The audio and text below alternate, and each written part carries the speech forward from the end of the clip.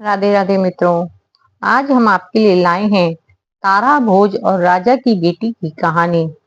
यह कार्तिक मास में सुनी जाती है। एक समय की बात है, एक राजा था, उसकी एक बेटी थी। राजा हर साल कार्तिक मास का व्रत और स्नान आदि करता था। एक समय राजा की बेटी ने कहा, पिताजी, इस बार कार्तिक स्नान में हम तारा भोज का व्रत करेंगे। राजा बोला, ठीक है। राजा की बेटी ने पूरे श्रद्धा भाव से तारा भोज का व्रत किया। जब कार्तिक का महीना पूरा होने को आया तो उसने अपने पिता से कहा, पिताजी, मैंने तारा भोज किया है, इसलिए अब मैं 9 लाख चांदी के तारों का दान करूंगी। राजा ने कहा, ठीक है। उसने उसी समय सुनार को बुलाया और कहा, राजकुमारी ने कार्तिक मास में तारा भोज किया है, अब तुम उसके लिए 9 लाख तारे बना कर दो, जिसका वो दान करेगी। सुनार ने राजा को हाँ कर दी, लेकिन घर आकर वो सोच में पड़ गया।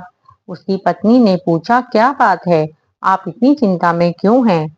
तब वह सुनार बोला, राजा ने मुझे 9 लाख तारे बनाने को कहा है, इतनी जल्दी मैं तारे बनाकर कैसे दूंगा, और मुझे तो तारे बनाने भी नहीं आते। सुनार की पत्नी ने कहा, इसमें सोचने की क्या बात है। गोल चांदी का पतरा बनाकर उसमें से छोटे छोटे गोल टुकड़े काट लेना, तारे बन जाएंगे और राजा को दे आना। सुनार ने ऐसा ही किया। उसने पतरे से तारे काट के राजा को दे दिए। राजकुमारी ने 9 लाख तारों का दान किया। ऐसा होता देख भगवान का सिंहासन डोलने लगा। भगवान हरि ने अपने दूतों से कहा, जाओ और जाकर देखो कौन धर्मात्मा मेरे नाम पर टिका हुआ है। दूतों ने पृथ्वी पर आकर देखा तो राजकुमारी चांदी के तारे दान कर रही थी। यह देखकर वो ठाकुर जी को जाकर बोले, प्रभु, राजा की लड़की नेम धर्म से तारा भोज कर रही है। भगवान ने कहा, उसे मेरे विमान पर बैठाकर वैकुंठ लोक में ले आओ। भगवान के दूत राजकुमारी को लेने पहुंचे और बोले, भगवान हरि ने तुम्हें वैकुंठ में बुलाया है। राजकुमारी बोली, मैं ऐसे नहीं जाऊंगी, जिसने मेरी सहायता की है सबको साथ लेकर जाऊंगी। दूत एक बड़ा सा विमान लेकर आए और सबको लेकर चले। रास्ते में उस लड़की के मन में अभिमान हुआ कि मेरे तारा भोज करने से सबको वैकुंठ लोक की प्राप्ति हो रही है। ऐसा अभिमान देख दूतों ने उसे विमान से नीचे उतार दिया और कहा कि तुम्हें अभिमान हो गया है, इसलिए अब तुम यहीं पर रहो।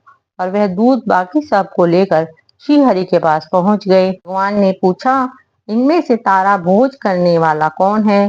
तो दूतों ने कहा, प्रभु, उसमें अभिमान का भाव आ गया था, इसलिए हम उसे वहीं पृथ्वी लोक पर छोड़ आए, और जिन्होंने कार्तिक व्रत में उसकी सहायता की थी उन्हें हम यहाँ ले आए। राजकुमारी ने भगवान श्री हरि से क्षमा याचना करी। भगवान ने कहा, अभिमान के कारण तुम्हारे अच्छे कर्मों का फल निष्फल हो गया है।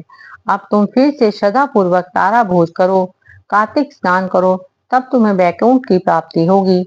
अगले वर्ष उसने फिर से श्रद्धा पूर्वक कार्तिक स्नान में तारा भोज व्रत किया। भगवान के दूत आए और उसे लेकर वैकुंठ लोक को चले गए। श्री हरि विष्णु भगवान जैसे राजा की लड़की के साथ पहले जैसे किया वैसा किसी के साथ मत करना, और जैसे बाद में उस पर कृपा करी वैसे ही इस कहानी को कहते सुनते हुंकारा भरते सब पर कृपा करना। बोलो विष्णु भगवान की जय।